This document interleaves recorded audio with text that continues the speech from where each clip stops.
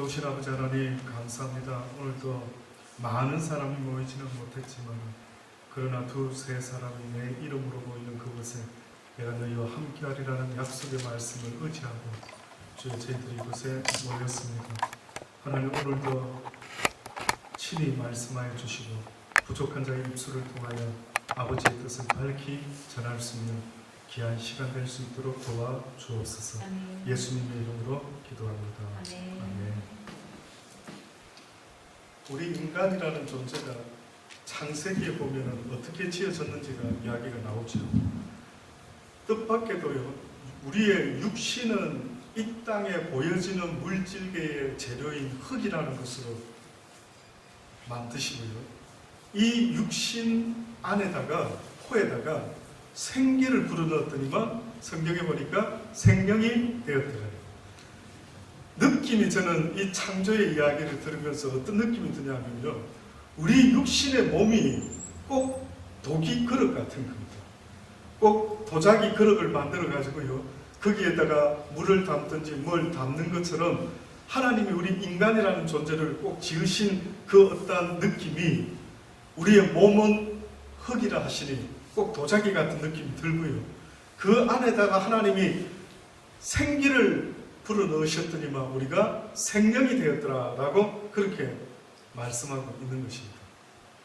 저와 여러분은 뜻밖에도요, 아이러니하게도 육신은 물질계의 영향을 받고 있고요, 우리의 영은 하나님의 영향을 받고 있는 이런 존재가 되고 말았습니다. 근데 하필이면 여기다가 플러스 썸씽 해프닝이 생겼는데, 그게 뭔지 아십니까? 하늘의 타락한 천사 사단이라는 자가요, 이 땅에 내려와서 태초의 인간이었던 아담과 하와를 미혹해 함으로, 하나님 앞에서 선악과를 따먹게 함으로 범죄케 만들었습니다. 그러다 보니 하나님께서 공식적으로 어떤 발표를 했느냐면은, 뱀에게 너는 이제 흙을 먹고 살 것이라. 그 뜻은요, 인간의 육신이 흙으로 지어졌는데 이제는 네가 죄지은 인간의 육신을 네 마음대로 주장할 수 있다라고 어떻게 보면 공식적으로 허락이 되고 말았던 겁니다. 누가 이 이야기를 알겠습니까? 그래서 그런지 우리 인간이라는 존재는요, 어느 순간부터 내 육신의 본능은 선한 것이 조금도 없다. 인정하십니까? 물론 안 하실 분도 있겠죠. 저는 인정 못하겠습니다 라고 하시는 분도 있겠지만, 육신의 본능은요, 모든 것이 다 하나님 앞에서요, 큰 문제가 생겼는데, 뜻밖에도 사단이가 어떤 문제를 만들어냈느냐면요, 항상 너의 육신을 위하여 살아라 라고 이렇게 계속해서 사단은 우리를 주관하고 있는 것입니다. 그러니 어느 날 살아보니까요, 모든 사람이 자기를 위해 살고 있는 겁니다. 지옥일까요? 천국일까요? 모든 사람이 자기만을 위하는 삶이 당연한 진리인 것처럼 생각하고 이 세상을 살아가기 시작했습니다. 그 결과 지옥이 될까요? 천국이 될까요? 제가 늘 말씀드립니다만은요, 어떤 분이 꿈을 꿨는데 천국과 지옥을 보는데 뜻밖에도 천국과 지옥이 다 똑같은 만찬이 차려져 있더라는 것입니다. 그래서 와, 이거 뭐 천국과 지옥이 무슨 차이가 있나? 그런데 보니까 한 가지 특이한 것은 식사를 하는 수저가 너무 길더라는 것입니다. 그래서 이 수저를 가지고 도대체 밥들을 어떻게 먹나 보니까 천국의 사람들은 어떻게 해요? 밥을 떠서 먹여주고, 지옥의 사람들은 밥을 떠서 자기가 먹어보려고 무던히 애를 쓰지만 입에 들어오는 밥알보다는 떨어지는 밥알이 더 많더라고요. 저는 이 이야기를 매번 생각날 때마다 과연 천국과 지옥의 차이가 뭘까? 이 땅에서부터 천국을 이루어라고 하나님이 자꾸만 말씀하세요. 아니, 하나님, 천국이 전 하나에 있는데 이 땅에, 이 세상에 천국이 도대체 어디 있습니까? 아니, 천국을 어떻게 이루는데요? 너의 가정에서부터 천국을 이루며 살아라고 주님은 우리에게 말씀하는데요. 세상 사람들은 어느 순간에요, 천국을 어떻게 이루며 사는지를 전혀 모르는 것입니다. 노아 시대에 물로 세상을 심판하신 하나님, 그때의 노아 시대의 사람들이 뭘 그렇게 잘못했다라고 노아 가족 외에는 전부를 다 하나님이 물로 심판하여 죽여버릴 수가 있을까요? 그래도 노아 할아버지보다 착하든지 정 아니면 노아 할아버지만큼은 행하면서 살았지 않았을까요? 근데 하나님 보시기에 그때 그 당시의 사람들을요, 성경에서 뭐라고 설명했느냐면은 노아 시대의 사람들이 노아의 경고의 말을 듣지 않고 그들이 열심히 집을 짓고 시집가고 장가가면서 살았더라. 이게 노아 시대 때 사람들의 물로 심판받아 죽였어야만 되는 하나님이 말씀한 이야기예요. 아니 지금도 우리 그렇게 집도 짓고 시집가고 장가가고 차도 사고 뭐 이러면서 살아가는데 이게 뭐가 잘못되는 거예요? 그러면서 뭐라고 이야기했다고요? 어렸을 때부터 그들의 마음의 생각과 계획함이 심히 악하다라고. 도대체 어렸을 때부터 어떤 생각을 했길래 인간들이 악해졌다라고 하나님이 실망하고 한탄을 하셨다라고 성경에 이야기하고 있습니다. 결국 그 이야기는요, 어느 순간에 사단이가 우리 인간을, 아담을, 하와를 유혹해서 선악과를 따먹게 함으로 하나님 앞에서 범죄한 인간이 되게 만들어 놓고는요, 공식적으로 하나님이 범죄한 인간의 육신의 삶을 주장할 수 있도록 내버려 두신 것 같아요. 그래서 뭘 주장했나 봤더니만, 사단이가 우리 인간을 어떻게 주장했나 봤더니만 결국은 이 노아 시대의 사람들처럼 모든 인간이 태어나면서부터 본능적으로 자기만을 위하며 살아가기 시작했더라고요.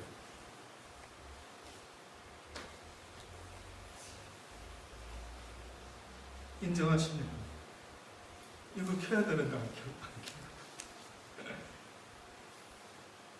태어나서 본능적으로 어렸을 때부터 가르쳐주지 않아도요, 특히 우리 정제가 어느 순간에 형들은 10살, 8살 차이가 나니까요, 막내가 자기 과자를 사주고 학교에 갖고 가야 될 칩스를 이렇게 사주면요, 처음에는 못 모르고 어린 아이처럼 순수하게 이렇게 공식적인 장소에다가 과자를 두고 학교에 가져갔죠.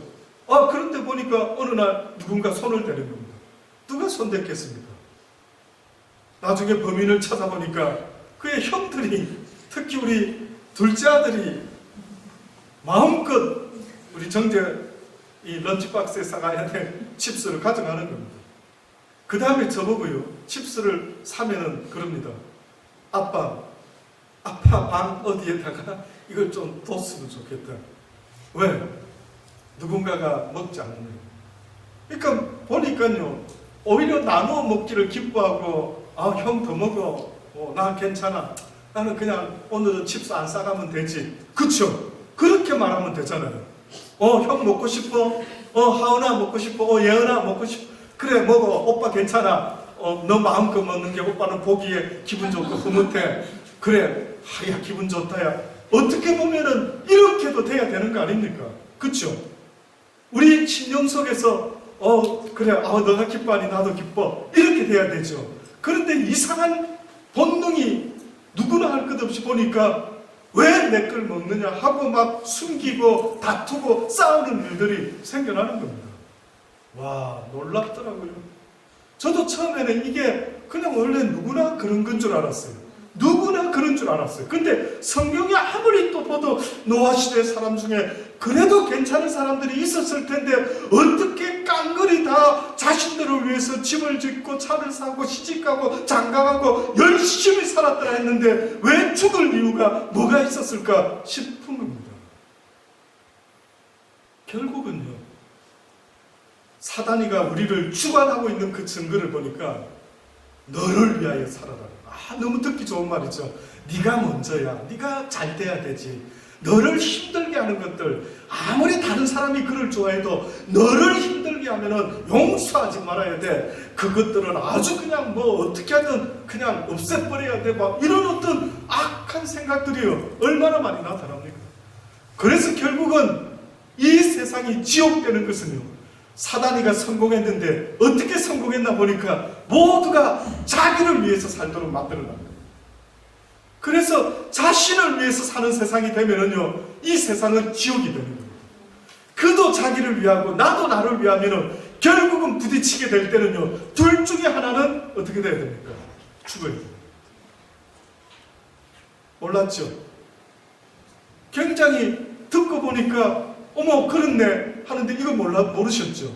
저도 오랫동안 모르고 그냥 이렇게 살았습니다.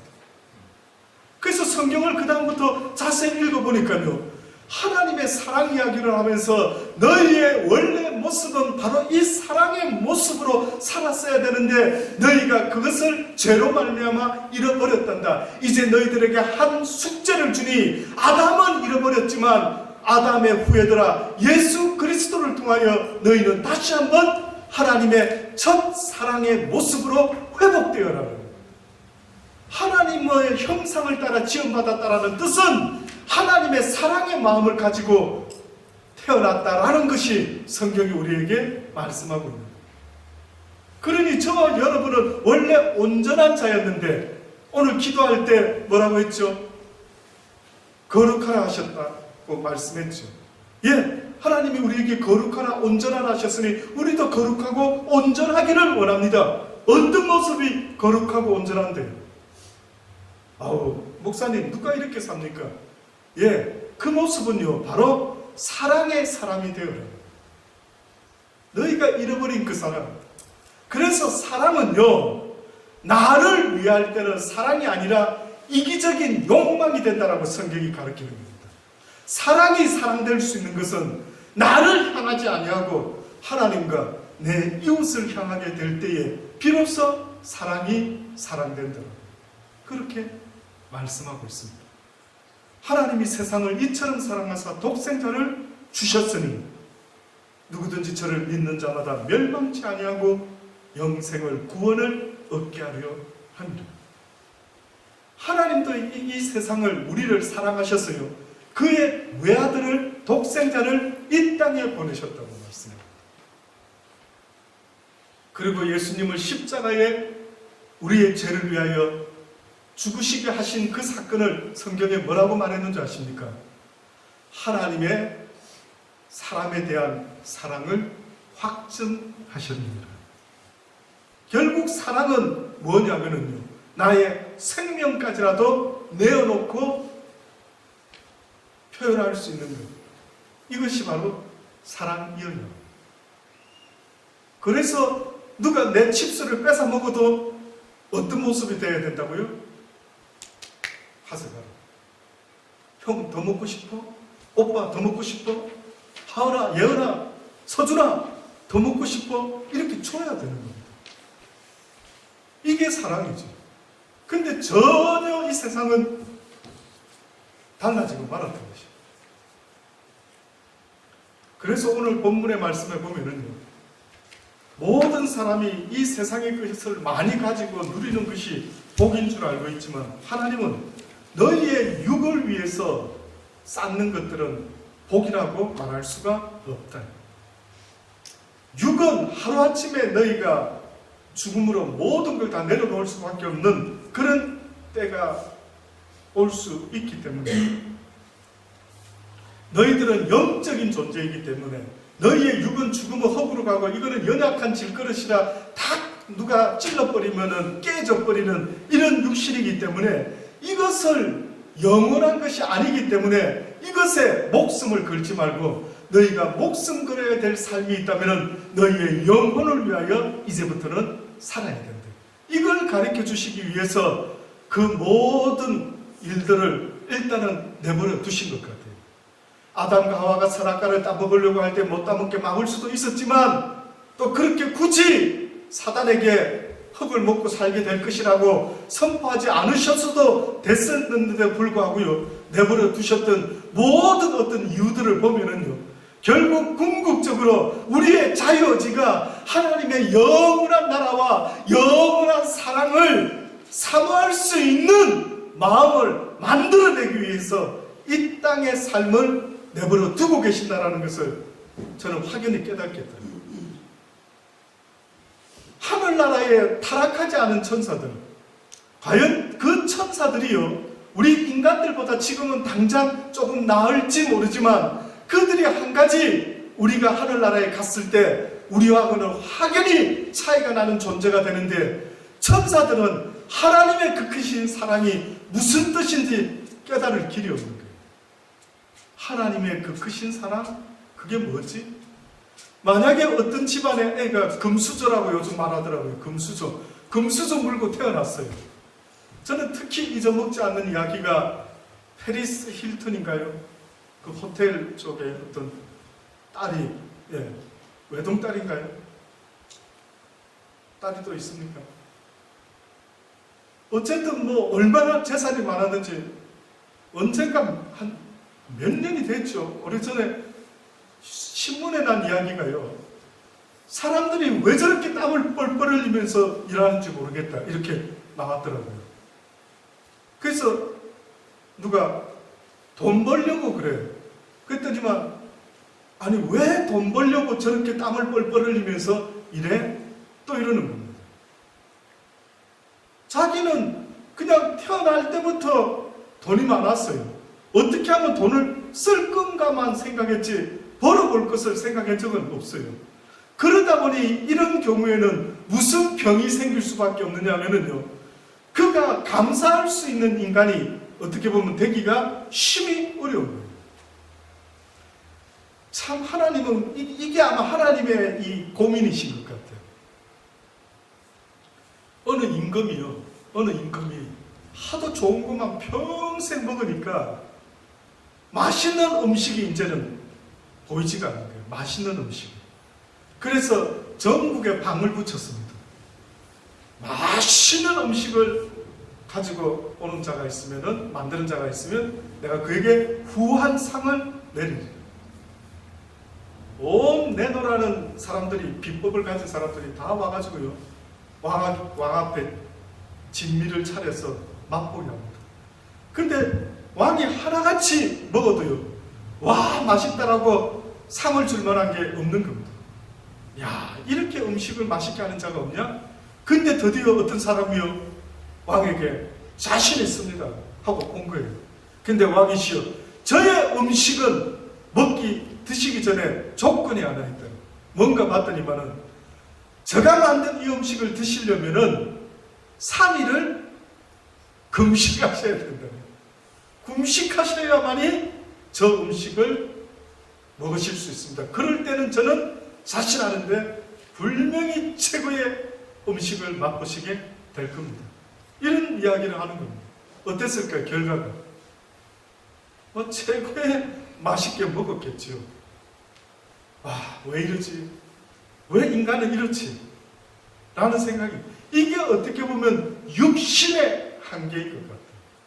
이것이 어떻게 보면은 사단에게 넘어간 우리의 육신을 지고 있는 악한 영의 어떠한 주는 어리석음이랄까요. 우리의 육신의 삶은 겪어보고 당해보면 그때서야 가슴 깊이 새기게 되는 것처럼, 고생해보고 나서 뭔가를 먹으면 그때는 너무 맛있고 너무 고맙고 왜 이러는지 모르겠어요. 결국은 하나님은 우리에게 너희의 존재 근원은요, 육이 아니고 영이다라는 것을 말씀하고 있습니다. 그래서 세상의 사람들은 이 땅의 것을 복이라고 생각하고 부지런히 세상의 것이 없으면 실망하고 낙심하고 좌절하고 절망하는데, 오늘 성경에 보면은 하나님의 팔복이라고 하는 그런 메시지의 말씀이 있습니다. 하나님이 생각하시는 8가지의 복입니다. 오늘 읽었던 것처럼요, 그 첫 번째 복이 3절에 나와 있는데, 심령이 가난한 자는 복이 있더라. 심령이 가난한 자, 육신 이야기가 아닙니다. 우리 육신을 담고 있는 내 영혼을 이야기합니다. 여러분 잘 생각해 보십시오. 내 육신의 문제가 우선인 것도 같지만요, 내 심령의 문제가 먼저 우선입니다. 내 육신의 환경이 바뀌면 내 심령이 영원토록 기뻐하고 즐거워할 것 같은데, 뜻밖에도 성경이 말씀하는 우리 인간의 매뉴얼, 인간에 대한 진리가 뭔 줄 아십니까? 육신이 넘어지고 쓰러지면은, 그 심령이 살아있으면은 그 육신을 일으켜 세울 수가 있다는 거예요. 다시 말하면은 육신에 장애가 생기고 교통사고가 난 사람들 중에 그 심령이 자잘하지 않은 사람들은 그 장애를 딛고 일어서서 어때요? 깜짝 놀랄 일들을 하고 있죠. 놀랍지 않습니다. 성경이 그 말씀을 하고 있습니다. 심령이 가난한 자는 복이 있더라. 한문 그 복자가 있습니다. 한문으로 복자 있죠. 이 복자가 보면은요, 다 이것을 순서를 상관없이 이 횟수를 이렇게 문자를 조합한 것을 나열하면은 한 일자가 나오고요, 입구자가 나오고, 밭전자가 나오고, 의자가 나옵니다. 그러면 중국 한자에서 유래된 이 복이라고 하는 이 복은 뭐가 복인가 봤더니만, 하늘 아래에서 입에 먹고 살 양식을 가질 수 있는 밭을 하나 가지고 있고, 걸칠 옷 한 벌이 있다면 이것은 복이다. 복이라. 아무리 이렇게 복 이야기했지만은요, 저는 옛날에는 이것만 있으면 복인가? 이게 안 되는 거예요. 심령에 계속해서 욕심이 나오고, 심령에 계속해서 모아 더 쌓기를 원하는 이 갈망스러운 육신의 탐욕스러운 이것은요, 도무지 제어가 잘 안 되는 것입니다. 그래서 모두가 육신의 법 가운데 죄의 결과물을 가지고 세상 끝을 향해서 살다가 죽음으로 끝나는 이 인생을 불쌍히 여기신 하나님이요, 예수님을 통하여 우리에게 무엇이 복이라는 것을 말씀하셨는데, 그게 바로 첫 번째로 심령이 가난한 자가 오히려 복입니다. 모두가 가난한 것을 싫어하는데 어떻게 심령이 가난한 자가 복이 있다라고 말씀을 하실까? 도대체 심령이 가난한 것, 이것은 어떤 의미가 있는 겁니까? 뭘까요? 심령이 가난한 것.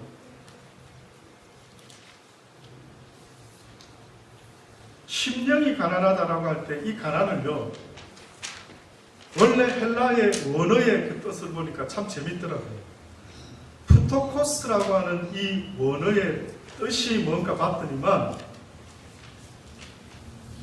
가난한 자, 이 심령이 가난한 자, 이게 무슨 뜻인가 봤더니만, 파산을 당하거나 남의 도움 없이는 살아갈 수 없는 상태의 사람. 이 사람이 지금 성경은 복되다라고 말하고 있습니다. 가난한 사람 중에 두 종류의 가난이 있죠. 한 사람은 내가 지금이라도 일만 하면은 돈을 벌어서 먹고 살고 가난을 벗어날 수 있는 사람이 있고요. 두 번째 가난한 사람이 있습니다. 도무지 내 힘으로 먹고 살 능력이 되지 않아서 거지 나사로와 같이 부잣집 대문 앞에서 부자가 주는 음식을 기다리면서 주면 살고 주지 않으면 굶어서 부잣집 앞에 죽어버릴 수밖에 없는 이런 거지가 있어요. 이런 가난한 자가 있습니다. 그런데 뜻밖에도 예수님이 이 세상 사람들에게, 우리에게 너희가 무엇을 복이라고 말하느냐 라고 하시면서 첫 번째로 복을 다시 말씀을 하시기 시작하는데, 뜻밖에도 이해하기가 심히 어려운 겁니다. 심령이 가난한 자가 복이 된다. 다시 말해서 육적으로 파산해서 일어날 수 없는 가난한 자와 같이 너의 영혼이 파산된 자가 된다면 그 자는 복된 자다. 무슨 뜻일까요? 어떻게 나의 영혼이 파산된 자의 모습이 되어야 된다. 다시 말하면 그 무엇으로도 만족할 길이 없다는 사실을 깨닫는 자가 복되다. 세상에 그 무엇으로 나를 채워도 내가 만족할 수 있는 존재가 못 된다는 것을 깨닫는 자는 복이 된다. 근데 이 이야기가요, 무엇하고 연결이 되냐면은 죄하고 연결이 되어 있어요. 내가 왜 이렇게 만족할 수가 없는 존재가 되고 말았을까라고 궁금해하는 사람이 있습니다. 부자들한테 물어보세요. 행복하냐고. 돈을 물 쓰듯이 펑펑 쓰니까 행복하시지요? 한번 물어보세요. 행복하지 않다고 합니다. 조금 철없을 때는 행복하다 하는지 몰라도요, 그것도 하루 이틀도 아니고 해볼 거 다 해봤는데 만족이 안 되면 이 세상에서 가장 불행한 사람이 누군 줄 아십니까? 그 사람입니다. 그 사람들은 절벽 앞에 선 겁니다. 아직 부자가 안 돼서 감을 못 잡으시네요. 부자 안 돼보셨죠? 못 지금 이런 이야기가 와닿지 않죠? 와닿습니까? 와닿습니까? 돈을 펑펑 써보고 나도 그래도 만족이 없으면 인생의 절벽 앞에 쓴 것과 똑같습니다. 이러니까 이해가 안 되는 겁니다. 그렇겠죠. 여러분이 돈을 펑펑 써보신 적이 없기 때문에 그렇겠죠. 근데 입장을 조금만 바꿔가지고요, 막 펑펑 썼는데 만족이 없으면 그 사람 어쩌면 좋습니까? 그 사람은 어떻게 살죠?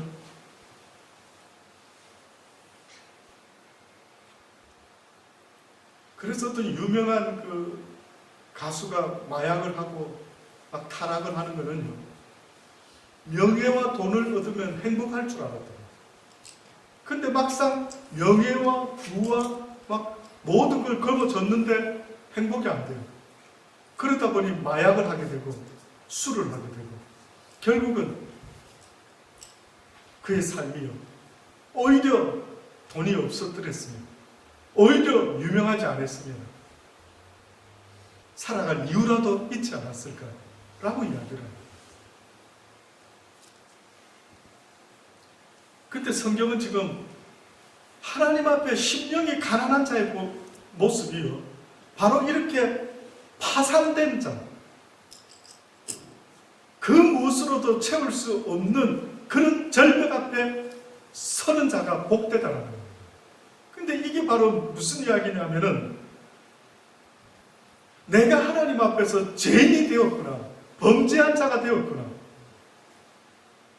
그분의 도움과 은혜 없이는 나는 나를 위해 살다가 결국은 죽음으로 끝날 수밖에 없는 죄인된 자의 결론이 내 인생의 결론이구나.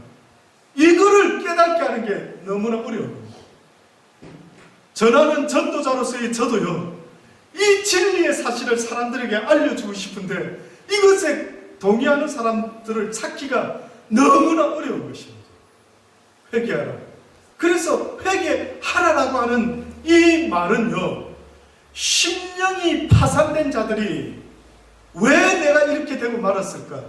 왜 인생을 조금 살아보니까 왜 인생은 만족이 없는 거지? 누가 이걸 깨달았는지 알아요? 마릴린 먼로라고 하는 미국의 유명한 여배우가 깨달은 진리였습니다. 여러분과 저는 그 사람, 오히려 저는요, 그 사람이 그때 자기가 한 말처럼 꼭 인생은 살아보니까 좀 한참 잘 나가고 있는데 살아보니까 뭐라고 표현했는지 알아요?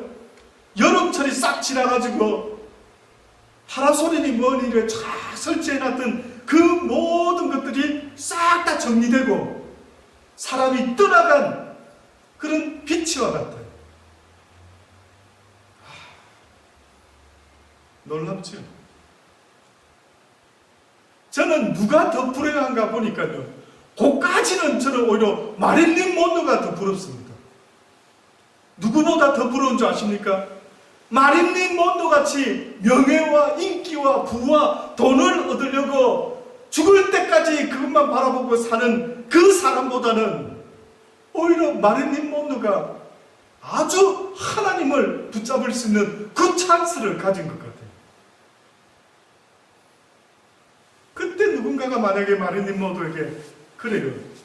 인생의 삶은 육신의 그 무엇에 달려있는 것이 아니라 당신의 심령이 하나님이 주시는 그 진리의 말씀으로 살아갈 수 있는 그러한 존재입니다. 예수 그리스도를 당신의 삶의 목표로 삼고 살아가셔야만 됩니다. 이때 누군가가 그렇게 마릴린 먼로한테 이야기해 줬다면은요, 분명히 한 번쯤 생각하지 않았어요.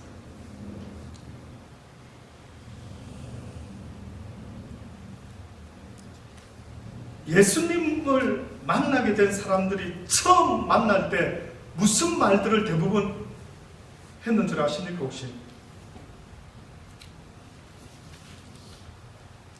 예를 들어 기드온이라는 사람이 사산돼요. 그가 처음에 주님의 미션을, 사명을 이렇게 듣게 되었을 때 그는 자기도 모르게 본능적으로 불쑥 했던 말이 뭔지 아십니까? 주여, 내가 무엇으로 이스라엘을 구원하리까? 보소서, 나의 집은 므낫세 중에 극히 약하고 나는 내 아비 집에서 제일 작은 자니이다. 특이하죠? 하나님이 쓰는 사람, 하나님이 다가오는 사람. 다윗도 주여, 사람이 무엇이간데 주께서 저를 권고하시나이까? 이사야 선지자, 그가 성전에서 기도하다가 여호와 하나님을 만나 뵙게 됐을 때 화로다 나여 망하게 되었도다. 나는 입술이 부정한 사람이요 입술이 부정한 백성 중에 거하면서 만군의 여호와이신 왕을 배웠습니다. 여러분 같으면 이런 고백하겠습니까? 쉽지 않을걸요. 여러분 속을 한번 들여다보십시오. 여러분은 지금도 어떻게 보면은 사단의 종노릇하면서 나를 드러내려고 내가 누군데 감히 나한테 누가 감히 이러고 있지. 나는 죄인이로소이다. 나는 작은 자니이다. 맞습니다. 그렇게 취급받아도 한쪽 뺨 때려도 또 다른 뺨 맞아도 저는 맞아도 당연합니다. 언제 여러분이 한 번이라도 그런 마음을 가져보신 적이 있습니까? 바울이 주님을 만난 후에 특히 경험하는 이후에는 모든 걸 분토와 배설물 같이 여긴다라고 말했고요. 그가 고린도에 갔을 때에 뭐라고까지 고백했느냐 하면 내가 너희 가운데 거할 때에 약하며 두려워하며 심히 떨었도다.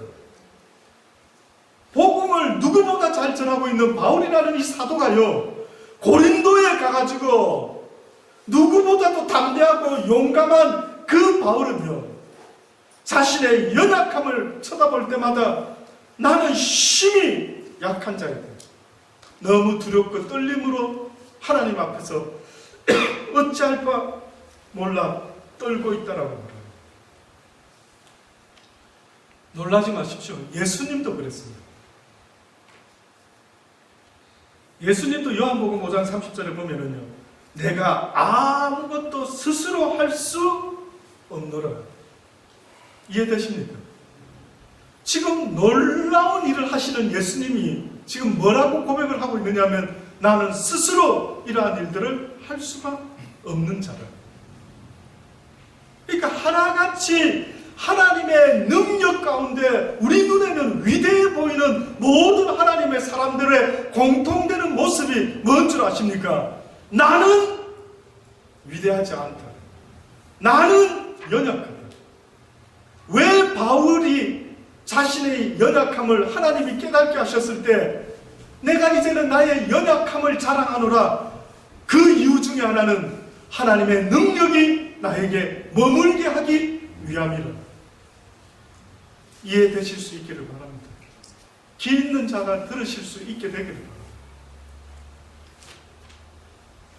하나님의 능력이 떠나가지 않도록 바울은 늘 돌아본 것이 뜻밖에도 나의 연약함. 내가 하나님의 손을 붙잡고 주의 능력 나에게 주시옵소서 이렇게 구한 것이 아니고요. 주여, 나는 주님이 나를 붙잡아 주지 않으면 아무것도 할 수 없는 연약한 자입니다. 오늘 하루도 자동차를 피해서 차 사고가 나지 않도록 할 수 있는 힘도 능력도 지혜도 명철도. 얼마 전에 어떤 사람이 젊은이가 왜 피가 내서 아파트에서 떨어져서 자살했댔죠. 근데 지나가다가 어떤 남자가 맞아 죽었습니다. 세상에 그 아파트에 사는 한 집안의 가장인데요. 아이가, 큰애가 몇 살인가 있고 둘째가 뱃속에 임신한 아내가 있던 가장이었는데요. 30대 가장이었는데 20대가 2층에서 뛰어내려가 자살을 했는데 해피님은 그 사람 퇴근하는 시간에 덮쳐가 죽어버렸어요. 한번 물어볼게요. 여러분은 지금 그런 일을 안 당하셔서 여기 계신데요. 잘 피해 사시네요. 그렇죠? 어떻습니까? 여러분 힘으로 이 세상은 살 수 있는 세상인 것 같습니까? 여러분의 지혜와 명철과 힘과 능력으로 살아갈 수 있는 세상인 것 같습니까? I don't think so. 저는 절대적으로 그렇게 생각할 수가 없더라고요. 젊었을 때는 잘 몰랐습니다. 내 의지, 내 힘, 내가 똑똑하면, 내가 야무딱지면, 내가 잘하면 뭐든지 잘 될 수 있어요. 이 사단이가 주는 메시지는요, 성경의 진리하고는 완전히 반대인 겁니다. 긍정적인 마인드, 웃기는 이야기입니다. 성경에는 긍정적인 마인드가 아닙니다. 회개하라, 이 죄인아. 무슨 긍정적인 마인드요?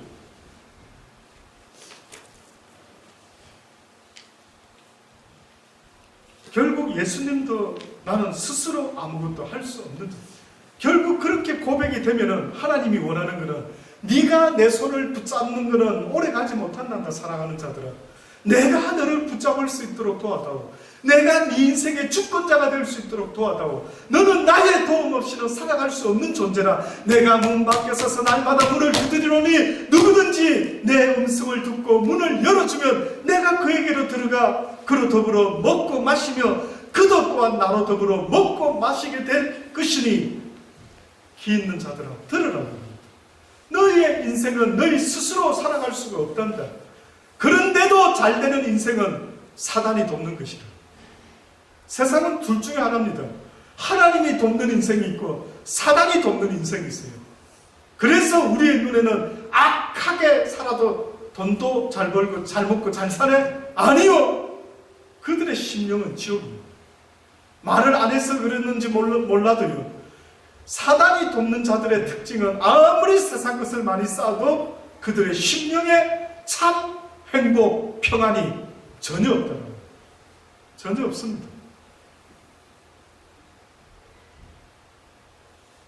그래서 하나님께서 내가 줄 수 있는 이 평안 가운데 무엇이든지 누리며 살아갈 수 있는 이건 내가 줄 수 있대. 근데 문제는 누가 그것을 얻을 수 있는가 보니까 심령이 가난한 자, 자신이 죄인임을 고백하는 자, 파산된 자, 심령의 파산을 경험하는 자가 곧 회개하는 자임을 잊지 마십시오. 그래서 그들이 회개할 때에 사도들 앞에 나와서 어찌하면 좋을까? 목사님, 그러면 앞으로 어떻게 살아야 되는 것입니까? 어찌하면 좋습니까? 라고 그렇게 이야기를 했던 것입니다. 그래서 이제는 하나님 앞에 나의 죄를 고백하고 세례를 받고 죄 씻음을 얻고 보혜사 성령을 선물로 받아라. 그분의 능력과 도우심 없이는 너희가 온전히 이 세상을 살아갈 수가 없다라고 성경이 말씀하고 있는 것입니다. 그래서 결론적으로요, 누가복음 4장에 보니까 16절로 예수님이 왜 이 땅에 태어나셨는지 좀 더 구체적으로 이사야 선지자가 예언한 글이 있었는데, 어느 날 예수님께서 자라신 곳 나사렛에 이르러 안식일에 자기 규례대로 회당에 들어가셔서 성경을 읽으시는데, 선지자 이사야의 글을 찾아서 펴서 이렇게 기록한 데를 찾으셔서 읽으시는데, 주의 성령이 내게 임하셨으니 이는 가난한 자에게 복음을 전하게 하시려고 내게 기름을 부으시고 나를 보내사 포로된 자에게 자유를, 눈먼 자에게 다시 보게 함을 전파하여 눌린 자를 자유케 하고 주의 은혜의 해를 전파하게 하려 하심이라. 놀랍죠? 주의 복음을 전하는 예수님이 이제 주의 성령이 내게 임했으니 이는 가난한 자에게 어떻게 하겠다고요? 복음을 전파합니다. 그래서 회개의 복음이라는 이야기가 나오는 것입니다. 가난한 심령에, 파산한 심령에, 회개하는 심령에 복음이 전파될 수가 있습니다. 그러니 복음의 시작은요, 회개하라에서 그 제1장이 시작되어야 돼요. 이게 안 되면 하나님이 나를 도울 수가 없어요. 그래서 지금도 하나님의 도움을 받지 못하고 사는 수많은 교회 다니는 사람들을 보십시오. 아무런 능력도 없고 여전히 세상 것을 사랑하고 여전히 자기를 위해 살아가고 전혀 변화되지 않는 자신의 모습 앞에 다시 한번 이 말씀이 전해지기를 간절히 주의 이름으로 축원합니다. 기도하십니다. 좋으신 아버지 하나님 감사합니다. 그렇습니다. 심령이 가난한 자가 복이 있다라고 하신 주님, 명심하기를 원합니다. 어떻게 하면은 나의 영혼이 세상의 것으로는 만족할 수 없는 죄지은 존재인 것을 아버지 우리가 깨달을 수 있을까요? 하나님의 은혜를 더욱더 부어 주옵소서. 인생의 의미를, 인생의 시작을 하신 하나님이 어떤 의도를 갖고 계시는지를 다시 한번 분명히 깨달아 향방 없는 자와 같은 인생을 사는 자가 되지 말게 하시고, 뚜렷한 목표를 가지고 날마다 주님 앞에 회개의 영을 구하며 회개의 심령으로 날마다 우리 자신을 돌아보며 주님 나라 가는 그날까지 회개한 마음으로 아버지 앞에 나아갈 수 있는 그러한 우리의 삶이 될 수 있도록 은혜를 베풀어 주옵소서. 예수님의 이름으로 감사하며 기도드리옵나이다. 아멘.